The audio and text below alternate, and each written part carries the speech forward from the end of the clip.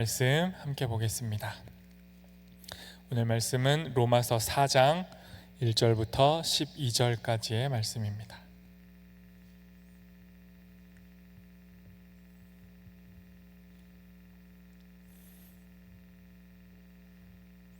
로마서 4장 1절부터 12절까지 말씀, 저와 여러분이 한 절씩 교독하고 마지막 절 함께 읽도록 하겠습니다. 제가 먼저 하나님 말씀 읽습니다. 그런즉 육신으로 우리 조상인 아브라함이 무엇을 얻었다 하리요?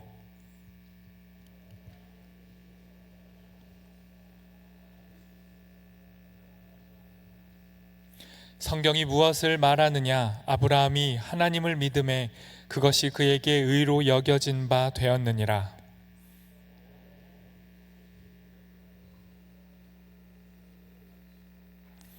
이를 아니할지라도 경건하지 아니한 자를 의롭다 하시는 이를 믿는 자에게는 그의 믿음을 의로 여기시나니,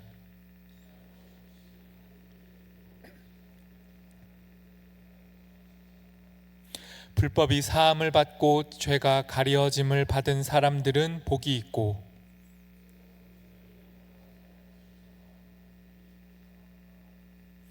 그런즉 이 복이 할례자에게냐 혹은 무할례자에게도냐? 무릇 우리가 말하기를 아브라함에게는 그 믿음이 의로 여겨졌다 하노라.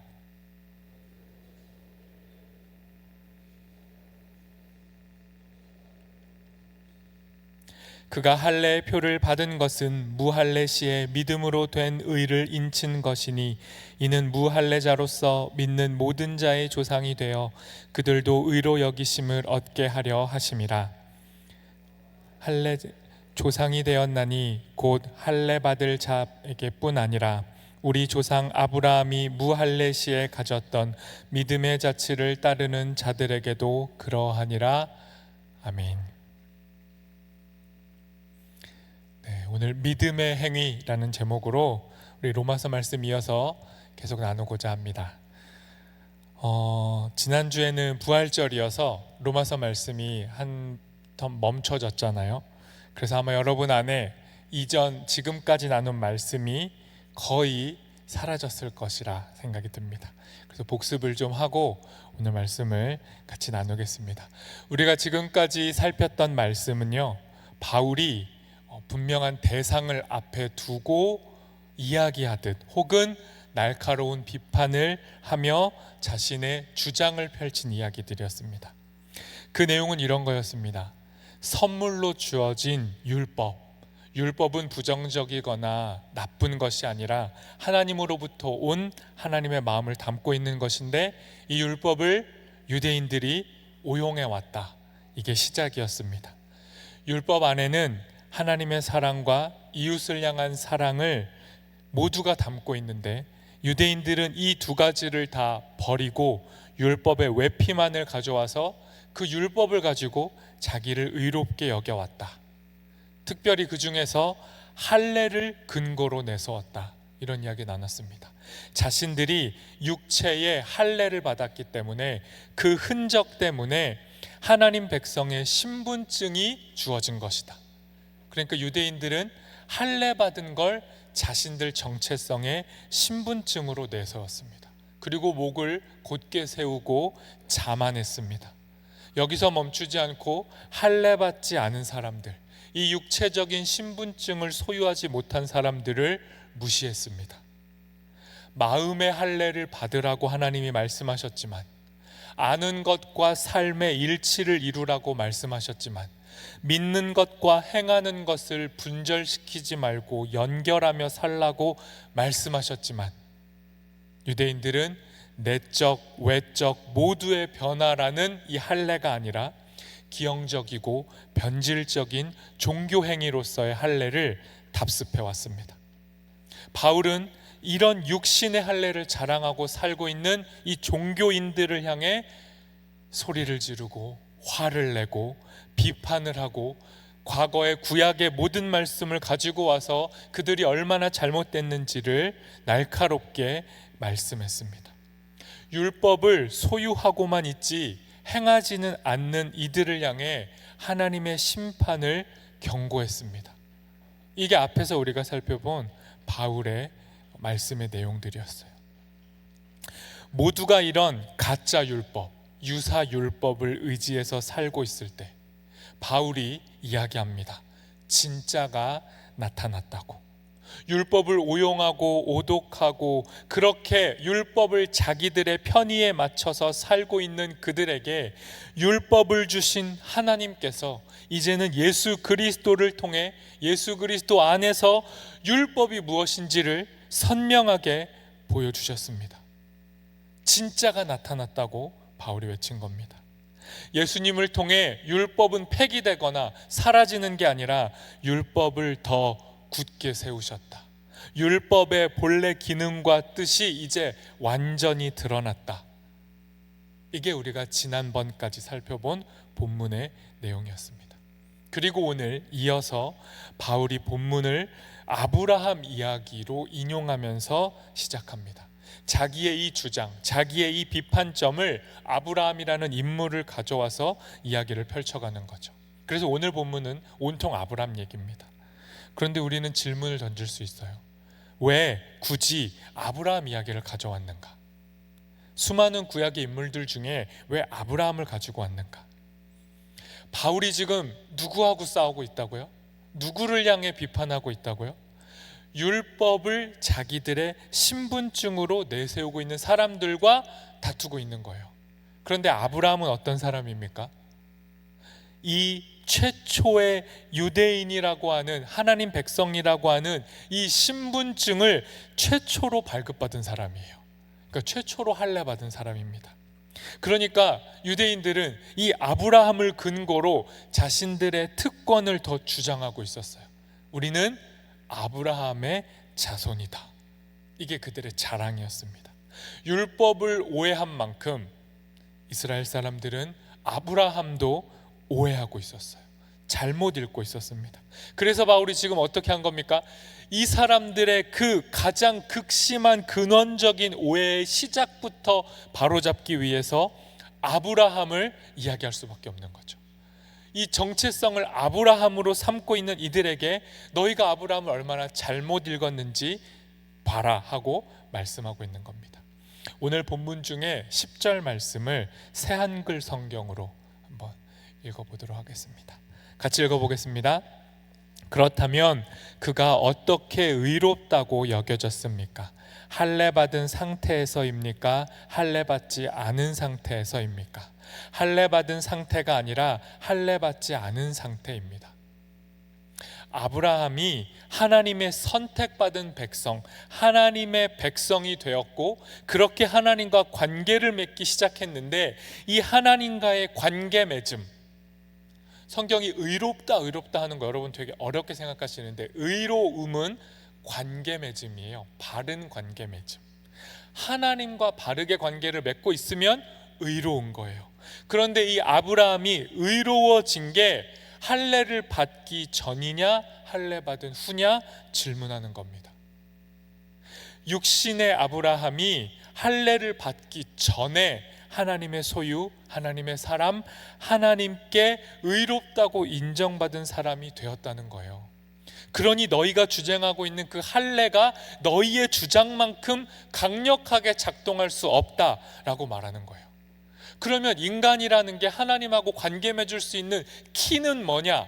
할례가 아니고 뭐라고 말한 겁니까? 믿음이라고 말하는 거예요. 우리가 너무 쉽게 사용하는 믿음이라는 거.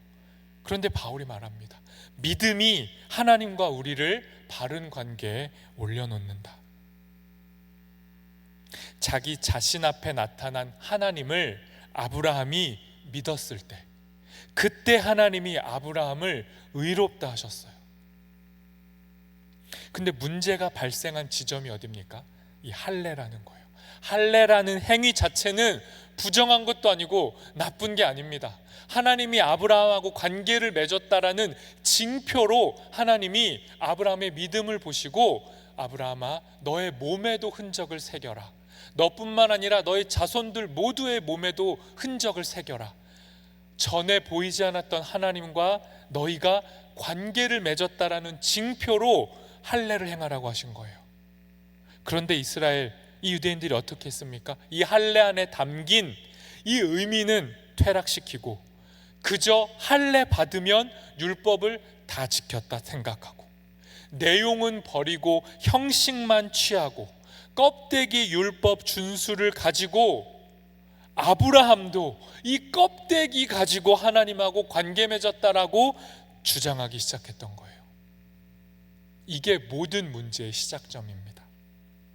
오늘 본문 11절과 12절 말씀도 세 번역으로 같이 읽어보겠습니다. 같이 읽습니다. 아브라함이 할례라는 표를 받았는데 그것은 그가 할례를 받지 않은 상태에서 이미 얻은 믿음의 의를 확증하는 것이었습니다. 그래서 그는 할례를 받지 않고도 믿는 모든 사람의 조상이 되었으니 이것은 할례를 받지 않은 사람들도 의롭다는 인정을 받게 하려는 것이었습니다. 또 그는 할례를 받은 사람의 조상이 되기도 하였습니다. 다시 말하면 할례만을 받은 것이 아니라 또한 우리 조상 아브라함이 할례를 받지 않은 상태에서 걸어간 믿음의 발자취를 따라가는 사람들의 조상이 되었습니다. 무슨 말입니까? 너희가 그토록 애지중지하고 있는 그 율법의 행위, 여기서 말하는 율법의 행위는 할례입니다. 너희가 그 할례, 마음의 할례는 버리고 율법의 할례를 붙잡고 있는데 그거 소용없어. 왜? 아브라함도 그 육신의 할례로 믿음의 조상이 된 게 아니야 라고 말하는 겁니다. 너희가 붙잡고 있는 그 할례라는 특정 율법의 행위는 너희의 특권이 될 수 없다. 너희에게 정당성이 부여되지 않는다. 도리어 아브라함이 할례 없이 믿음으로 의롭게 되었기 때문에 아브라함은 유대인만의 조상이 아니라 모든 믿는 자의 조상이 되는 거다. 또한 할례 받지 않아도 무할례자도 다 하나님의 백성이 될 수 있다. 할례와 상관없이 믿음으로 하나님을 따라가는 모든 자들은 다 하나님의 소유다. 이렇게 말한 거예요. 이게 오늘 말씀의 요약이고 결론입니다. 이걸 이제 조금씩 심화해 보도록 하겠습니다. 바울은요, 계속해서 율법 그 자체를 비난하는 게 아닙니다. 율법의 행위를 비판하고 있어요. 율법의 행위가 뭡니까?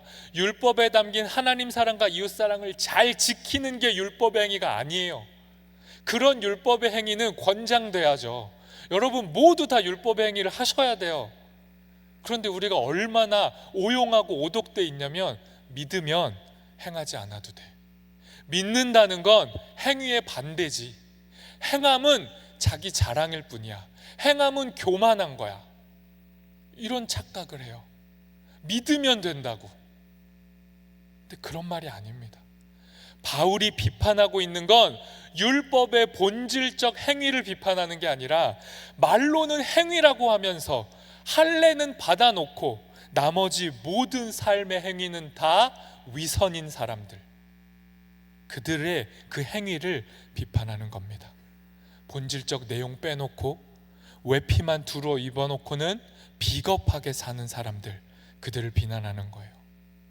하나님을 사랑하고 이웃을 사랑하기 위한 행위가 아니라 유대인이야, 난 종교인이야, 난 특별해, 난 선택받았어, 이걸 유지하고 싶어하는 사람들, 그래서 그 표식 바깥에 있는 이방인들을 차등하고 차별하고 살고 있는 그들에게 바울이 그 모든 너희의 행위가 율법의 행위고 비난받아야 한다라고 말한 겁니다. 우리식으로 바꿔서 표현해 볼까요? 세례 받았습니다. 주일 예배를 참석하고 있습니다. 한영교회에 등록 교인이라는 등록증까지 있습니다. 진짜 나 등록 교인이에요. 세례 증서 있습니다. 그러니 나는 구원받았습니다.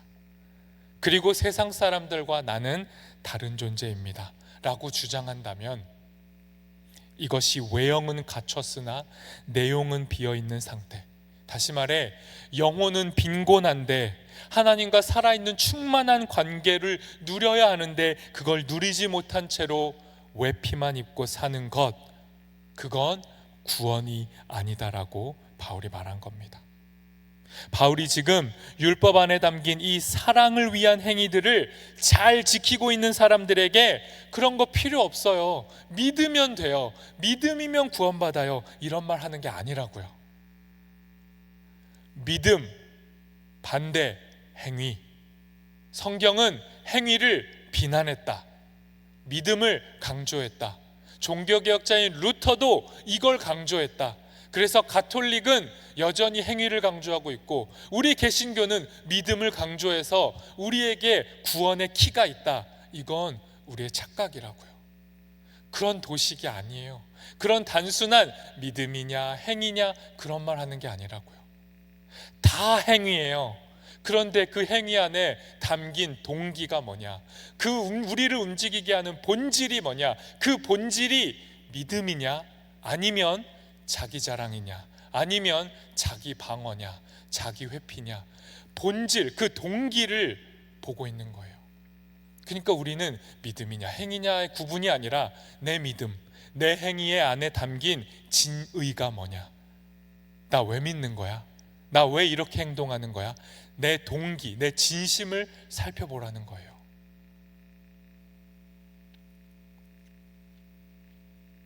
바울은요, 율법 안에 담겨져 있는 그 진심을 행하는 것, 율법 안에 담겨져 있는 진심을 행하지 않는 것, 이 행위와 행하지 않는 것으로 심판하실 것이라고 말해요. 바울의 논조는 분명합니다. 뭘로 심판하시냐? 행위를 기준으로, 행위로 심판하신다는 거예요. 어려운 말씀이죠. 2장 6절, 우리가 지난번에 살펴봤던 2장 6절, 제가 그 설교 때 가장 어려운 본문이라고 말했는데 제가 왜 어렵다고 했는지 감이 오셨으면 좋겠어요.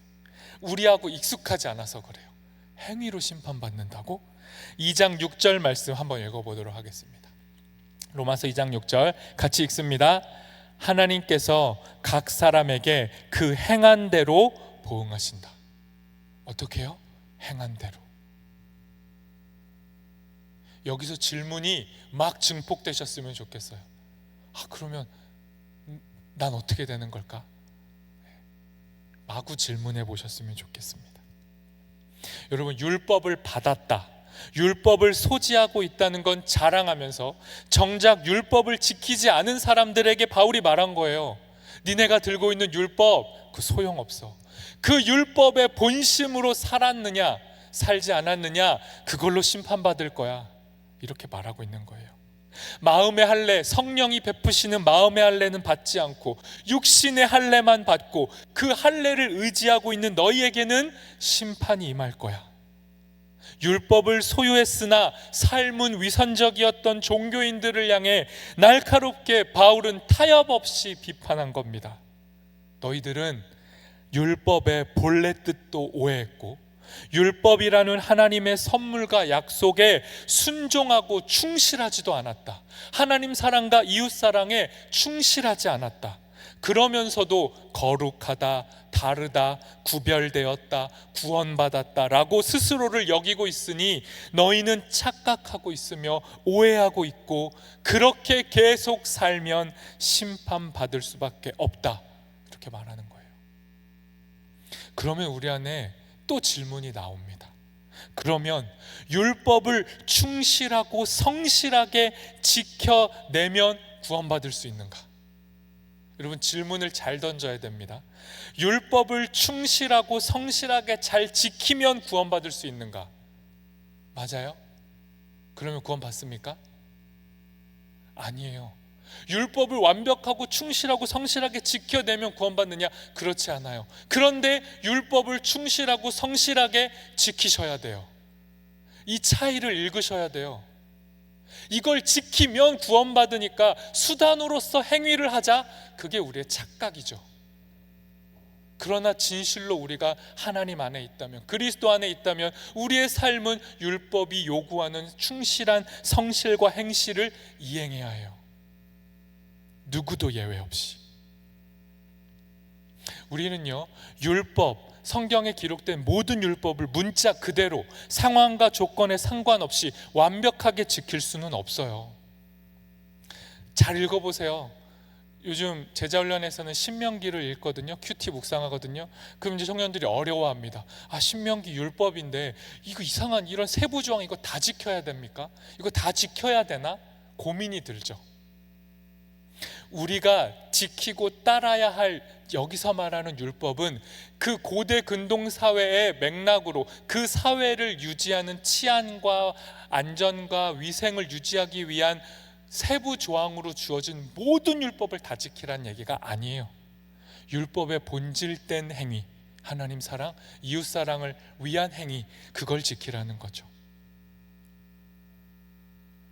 율법 안에 담아 놓으신 이 하나님의 마음, 이 우리를 향한 하나님의 사랑을 우리가 보고 듣고 느끼고 깨닫는 거예요. 그리고 그에 대한 반응으로 사는 거예요. 그런데 우리의 삶은 어때요? 실수하기도 하고 넘어지기도 하고 불완전합니다. 그러나 우리가 하나님의 본 뜻을 읽고 듣고 보고 그 뜻에 반응하면서 사는 모든 과정을 하나님은 구원이라고 하시는 거예요. 그러니 우리는 하나님의 말씀에 반응하며 구원받는 자의 삶을 살아가는 겁니다. 하나님은요, 흔들리고 약한 우리를 주도적으로 하나님이 붙잡고 다듬으면서 결국 하나님의 형상으로 우리를 완성해 가시는 거예요. 이건 우리가 시작한 게 아니라 하나님이 시작한 거예요. 그래서 성령으로 시작하신 이 일은 완성되는 겁니다. 우리가 율법에 대한 완벽한 준수를 통해 구원받는 게 아니라 하나님이 시작하신 그 율법의 본 뜻을 하나님이 우리를 통해 발현하실 거란 말이에요. 그러니 우리의 삶의 나약함, 연약함에도 불구하고 우리 삶 안에 하나님의 의지가 담기기에 하나님의 구원의 의지, 열정, 그 사랑에 우리가 반응하는 거라고요. 어떻게 해요? 믿음의 행위로, 믿음의 충실함으로, 순종함으로 반응하는 거예요. 그럴 때 우리는 구원 안에 있음을 자각하고 깨닫고 누리게 되는 겁니다. 어려우세요? 여러분, 오늘 설교를 준비하고 또 준비하고 그 어느 때보다 또 준비하고 또 준비했는데 어렵더라고요. 근데 왜 어려울까 생각했는데 우리에게 둘러싸인 이 전제가 너무 견고해서 어려워요. 그러니까 지금 이 논의되고 있는 바울의 이야기를 너무 당연하게 듣는데 우리 안에 이미 전제가 있어요. 그게 뭐냐면 믿음과 행위가 반대다. 믿음은 행하지 않는 거다. 믿음은 행위 없습니다 라는 도식이 너무 강력하니까 이 말씀들이 낯설어요. 그래서 전 여러분이 어려울 수 있다 생각됩니다. 그러나 여러분, 바울의 논지를 이 로마서의 말씀은 분명합니다. 그러니 이 말씀 잘 따라가 봐야 돼요. 율법 자체를 부정하지도 않고요, 율법을 행하는 건 더더욱 부정하지 않는 겁니다. 율법의 행위라고 하는 특수한 맥락을 부정하는 거예요. 이걸 좀 설명하기 위해 이 구절, 구약의 유명한 말씀이죠. 가져온 순종이 제사보다 낫다. 이거 정말 유명한 구절인데요. 이걸 한번 이 바울의 맥락으로 보자고요. 여러분, 순종이 뭡니까? 순종은 단순한 행위가 아니에요. 순종은 뭐냐면 하나님 사랑에 대한 반응이에요. 하나님 사랑이 먼저 있어야 돼요. 그거에 대한 반응이 순종이에요. 그런데 제사는 뭡니까? 제사도 행위고 순종일 수 있어요. 그런데 지금 이 순종이 제사보다 낫다고 할 때 이 부정적 의미의 제사는 뭐냐면 진심 어린 순종이 빠진 외형과 형식만 남은 행위를 제사라고 하는 거예요. 순종과 제사 둘 다 행위인데, 둘 다 하나님 앞에 드리는 우리의 행위인데 차이가 뭡니까? 본질이 빠진 거. 본질이 빠지면 아무리 행위를 해도 어떤 건 순종이고요, 어떤 건 제사가 되는 겁니다. 이런 비슷한 맥락에서 바울이 말하는 거예요. 율법의 행위는 제사다. 율법의 본질을 지키려는 움직임은 순종이다. 그러니 바울은 제사, 율법의 행위를 비판하고 있는 겁니다. 우리의 삶이 어떻게 실천될 때 진짜 예배입니까? 우리의 삶 안에 받은 사랑을 담아낼 때, 하나님이 나에게 무슨 일을 하셨지 그걸 제대로 알고 그에 대한 반응으로 먹고 자고 살아가고 누리는 모든 건 다 삶의 예배가 돼요. 진짜 제사가 되는 거죠. 그런데 그 시작점이 빠지면 그건 껍데기 제사, 껍데기 예배만 되는 겁니다. 오늘의 본문 4장 3절 말씀 한번 세 번역으로 읽어보도록 하겠습니다. 4장 3절 말씀 같이 읽습니다. 성경이 무엇이라고 말합니까? 아브라함이 하나님을 믿으니 하나님께서 그를 의롭다고 여기셨다 하였습니다. 창세기 15장 6절 말씀을 인용한 건데요, 오늘의 본문은 다 아브라함 얘기고요, 그 중에 아브라함의 인생 여정 중에 창세기 15장을 인용한 거예요. 창세기 15장의 내용이 오늘 본문의 바탕이 되는 겁니다. 아브라함이 하나님을 처음 만났을 때 아브라함이 한 게 뭡니까? 아브라함이 행위한 게 뭐예요? 아브라함은요, 하나님 처음 만났을 때 아무것도 안 했습니다. 행위라고 할 건 누가 먼저 한 겁니까? 하나님이 하셨어요. 하나님이 행위하셨어요. 그럼 아브라함이 뭘 한 겁니까? 아브라함이 아무것도 안 한 건 아니에요. 아브라함도 했어요. 뭘 했냐면 반응을 했습니다. 그러니 굳이 구별하자면 우리의 구원은 어떻게 시작되는 거예요? 하나님의 행위로. 그러면 우리는 믿는다는 건 뭐예요? 하나님의 행위에 반응하는 거예요. 그게 믿음입니다. 그리고 아브라함이 그런 반응을 보였을 때 하나님이 아브라함을 의롭다라고 말씀하셨어요. 세상의 모든 사람들이 하나님에게서 멀어져 있을 때, 아무도 하나님에게 먼저 다가가지 않을 때, 그 순간에 하나님께서 무명의 아브라함에게 다가가신 겁니다. 이름도 없고 아무것도 아니었던, 그저 나약한 존재였던 아브라함에게 하나님이 다가가셨어요. 그리고 하나님이 행위하셨습니다. 이 하나님의 행위를 성경은 언약이라고 말해요. 하나님이 아브라함에게 언약을 맺으셨어요. 인간에게 말을 거셨다고요. 여러분, 하나님, 세상에 존재하는 다른 종교들의 신과 정말 다른 점은 뭐냐면요, 하나님은 말을 많이 해요. 하나님이 세상을 창조할 때도 어떻게 하셨습니까? 언어로 창조하셨어요. 하나님의 언어에 의해 창조라고 하는 결과물이 수반됐다고요. 하나님의 발화 행위에는 이런 변화를 수반하는 능력이 담겨 있어요. 이게 하나님의 독특함이에요. 그런데 이런 하나님이 무명의 아브라함에게 다가오셔서 뭘 했다고요? 말을 걸었어요. 그 하나님의 말을 거신 행위 때문에 아브라함 안에 수반된 행위가 일어났어요. 그게 뭐예요? 믿음이에요. 하나님이 말씀하시니 세상이 창조되었듯이 하나님이 말씀하시니 아브라함이 움직였다고요. 여러분, 지금도 우리가 구원받는 건 똑같은 방식입니다. 하나님으로 의해 시작된 하나님의 말, 하나님의 언약, 이 하나님의 선물과 같은 은혜 안에서 우리는 반응하고 행위할 수 있어요. 드디어 순종할 수 있게 된 거예요. 오늘 설교 중에 제일 중요한 본문인데요, 집중해서 한번 읽어보도록 하겠습니다. 창세기 15장 10절, 17절, 18절. 도대체 하나님이 아브라함에게 뭔 말을 하고 어떻게 행위하셨는지 세 번역으로 한번 읽어보도록 하겠습니다. 같이 읽습니다. 아브라함이 이 모든 희생 제물을 주님께 가지고 가서 몸통 가운데를 쪼개어 서로 마주보게 차려놓았다. 해가 지고 어둠이 짙게 깔리니 연기나는 화덕과 타오르는 횃불이 갑자기 나타나서 쪼개놓은 희생 제물 사이로 지나갔다. 바로 그날 주님께서 아브람과 언약을 세우시고 말씀하셨다. 여러분, 이거 횃불 언약이라고 하는 정말 중요한 사건인데요, 이게 뭐냐면요, 하나님이 아브라함한테 처음 등장하셨어요. 근데 아브라함은 그 당시에 가장 신들이 많은 최첨단, 지금으로 치면 가장 앞선 대도시 문명권에서 살고 있던 앞선 지식인이요 문명인이었단 말이에요. 그런 아브라함에게 하나님이라고 하는, 여호와라고 하는 신은 변방신이고 낯선 신이고 보잘것없는 신이에요.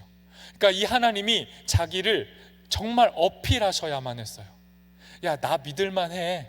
아브라함아, 저 네가 살고 있는 그 수많은 고대 근동의 신화들 속에 등장하는 신들은 다 가짜야. 내가 진짜야. 이걸 어필하고 설득해야 돼요. 엄청 어려운 일이죠, 하나님 편에서. 그걸 위해서 하나님이 아브라함한테 나타나셔서 그 아브라함하고 계약, 언약을 체결하시는 장면이 방금 읽은 본문이에요. 그런데 어떻게 했냐면요, 하나님이 아브라함한테 아브라함아, 재물 하나 가져와. 그리고 그거 반으로 갈라. 그래서 버려놔. 그리고 어떻게 해요? 계약은 그 사이를 계약 당사자인 두 사람이 지나가는 거예요.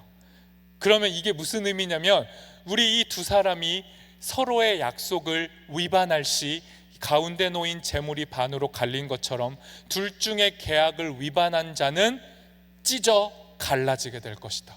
무서운 언약을 체결하는 거예요. 그러니까 당사자 둘 다 성실하게 언약을 이행해야 된다, 그런 거죠. 그런데 하나님이 그 재물을 반으로 갈라놓은 다음에 어떻게 하셨냐면, 그 재물 사이에 아브라함 손을 딱 잡고, 아브라함 잘 따라와. 너랑 나랑 이거 이제 걸어가면 우리 거의 끝나는 거야. 이거 계약 체결되는 거야. 결혼하듯이 너랑 나랑 손잡고 이거 딱 통과하는 순간 우린 이제 이혼 못해. 우리 하나야. 대신에 둘 중에 하나라도 이 계약 위반하면 위약금을 물어야 돼가 아니고 찢어 죽일 거야. 이렇게 말하는 거예요. 그런데 하나님이 그렇게 말하지 않아요. 하나님이 아브라함 손잡고 그 재물 사이를 지나가셨다면, 그 당시에 통용되고 있던 언약의 체결 방식대로 언약을 체결하셨다면 우린 그렇게 해야 되는 존재가 되는 거예요. 진짜 율법을 준수해야 되는 사람들. 이거 어기면 죽는 자가 되는 거죠. 그런데 하나님이 그렇게 하지 않으셨어요. 너무 감사하게 어떻게 했습니까? 하나님이 그 재물 사이를 아브라함 내버려 두고 본인만 지나갔어요. 본문에는 어둠이 짙게 깔렸을 때 횃불 하나가 갑자기 등장하더니 그 횃불이 희생제물 사이를 지나갔다고 했어요. 무슨 말입니까? 하나님이 나만 여기 지나갈 거야 하고 지나가신 거예요. 언약, 말을 걸어오신 하나님이 말만 하고 끝난 것도 아니고, 내가 말했으니까, 신인 내가 말하니까 인간 너희 다 순종해. 순종 안 하면 다 심판해 버릴 거야. 다 죽인다. 이런 말한 거 아니에요. 언약이 파기될 시 이 언약, 이 재물 사이를 통과한 내가, 하나님이 책임지겠다고 말하는 거예요. 이 언약이 파괴되면 내가 내 몸을 가르고 찢어서라도 이 언약을 지켜내겠다. 하나님의 결연한 의지고 사랑 고백인 거예요. 여러분, 누군가가 이렇게 지독하게 나를 책임지겠다. 언약 너무 중요하고 이 계약 조항들 너무 중요하지만 이거 지켜야 되지만 네가 못 지켜도 나는 지켜내겠다 라고 누군가 나한테 말하면 여러분 어떻겠어요?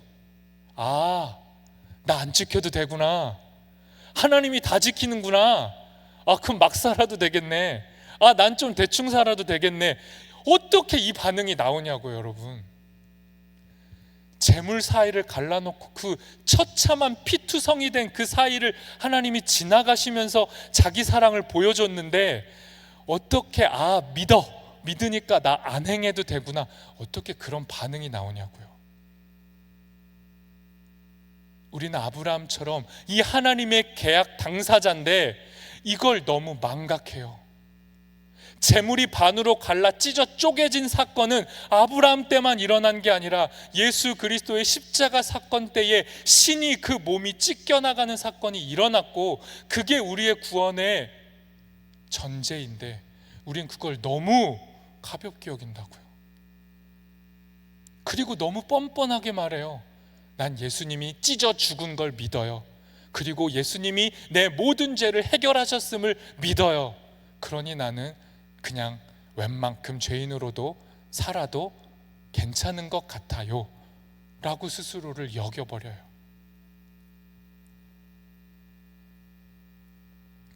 여러분, 은혜는, 언약은, 하나님의 언어 행위는 우리에게 반응을 일으켜요.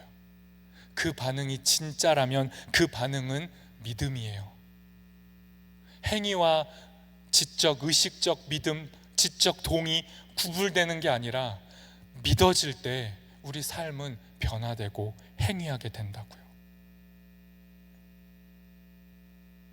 그러니 여러분, 우리는 완벽한 순종, 완벽한 행위를 이행할 수 없어요. 그럼에도 완벽한 순종, 완벽한 행위를 예수님이 완성하셨어요.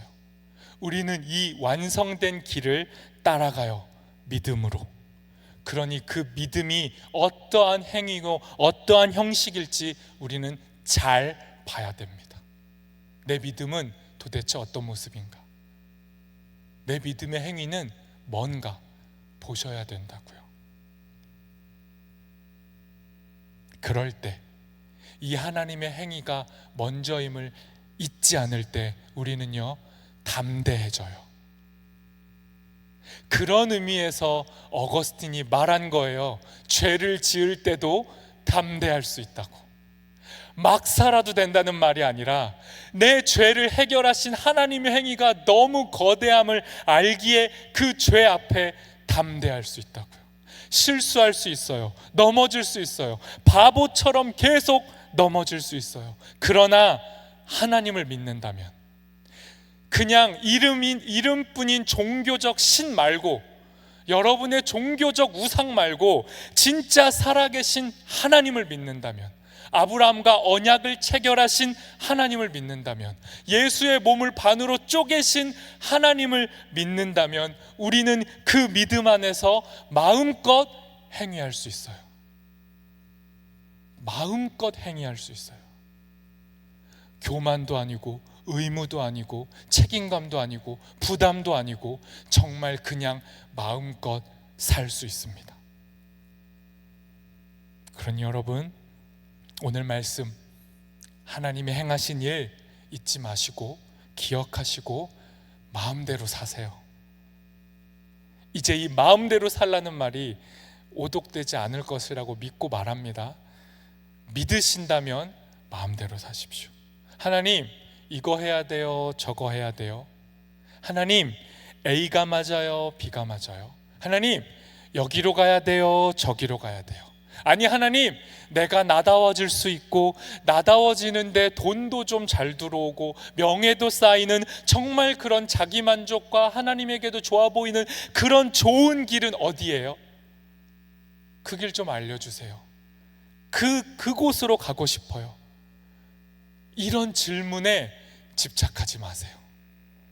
그냥 사세요. 우리가 집착하면 뭐합니까? 돌아오는 하나님의 응답은 늘 이거예요 저거예요 물으면 하나님의 응답은 다 뭡니까? 아무거나 해도 돼. 그러니 여러분, 자기 질문에 지배당하지 마시고, 막 살아도 돼? 이제 뭐 해도 상관없는 거야? 아무거나 해도 돼?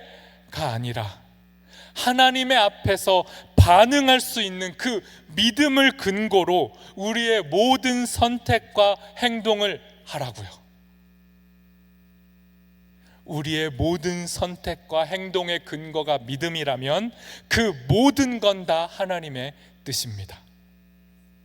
그러니 하나님의 약속 안에서, 하나님의 의지 안에서, 하나님의 언약 안에서 하나님을 신뢰하심으로 뭐든 선택하고 사십시오. 그것이 믿음의 행위예요. 그 믿음의 행위, 믿음의 반응을 보이며 말씀 위에서 굳게 서서 살아가는 우리 모두 되기를 소망합니다.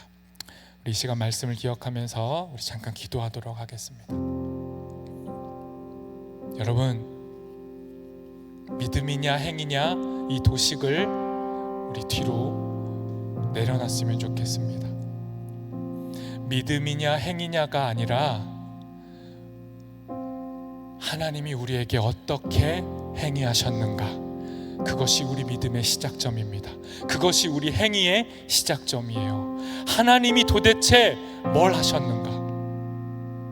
세상 모두 하나님 모르고 하나님의 이름을 오해하고 하나님을 오용하고 하나님을 통해 성공해 보려 하고 하나님 통해 잘 살아보려고 하는 그 모든 오해 속에서도 하나님은 뭘 하셨는가? 잘 먹고 잘 살고 있던 아브라함에게 하나님은 무슨 말을, 어떤 행동을 하셨는가? 왜 느닷없이 나타나셔서 잘 살고 있던 그의 인생을 뒤흔드시고, 왜 그에게 지키지도 못할 것 같은 많은 것들을 약속하시고, 그것이 이행되지 않아도 내가 끝까지 책임지겠다고 왜 느닷없이 사랑을 고백하셨을까? 왜 예수 그리스도는 내가 요청한 적도 없는데 왜 나무 십자가 위에 달려 처참하게 죽어야만 했을까? 왜 그가 죽은 게 나의 삶의 이유가 되어야 하는 건가? 그의 죽음과 나의 삶이 무슨 상관이 있는가? 여러분, 이게 우리의 질문이 되어야 됩니다. 믿으면 그냥 살아도 구원받아가 아니라, 믿음대로 사는 행위는 너무 어려워, 부담스러워, 그래서 다 지키지 못하겠어, 이런 한풀이가 아니라 하나님의 행위를 바라보고 그 하나님의 행위 앞에서 우리의 삶을 조명하고 우리의 영혼이 반응하는 것, 그것이 믿음입니다. 그러니 이 시간 하나님 말씀하셨으니 또 우리에게 발화하셨으니 우리 삶에 응답이 있기를 원합니다. 믿음으로 반응하겠습니다. 이렇게 하나님 앞에 반응하며 기도하도록 하겠습니다.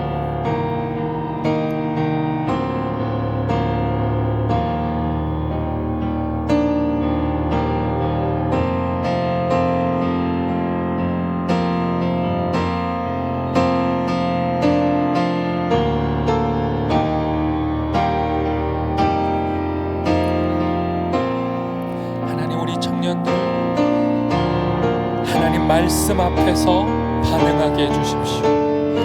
하나님의 행위 앞에서 반응하게 해주십시오. 예수 그리스도의 복음 앞에서 반응하게 해주십시오. 하나님이 하신 그 일 앞에 내 영혼을 맡기게 해주십시오. 우리의 인생을 하나님 지배하여 주십시오. 우리 인생을 이끌어 주십시오. 믿음으로 사는 자들, 믿음으로 반응하는 자들 우리가 될 수 있도록 은혜 허락하여 주십시오.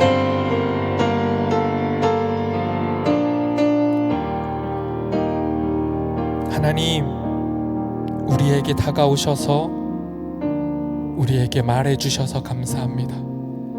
하나님이 말씀하셔서 그 말씀대로 이루어지게 되니 감사합니다. 우리의 삶을 주의 말씀으로 움직여 주십시오.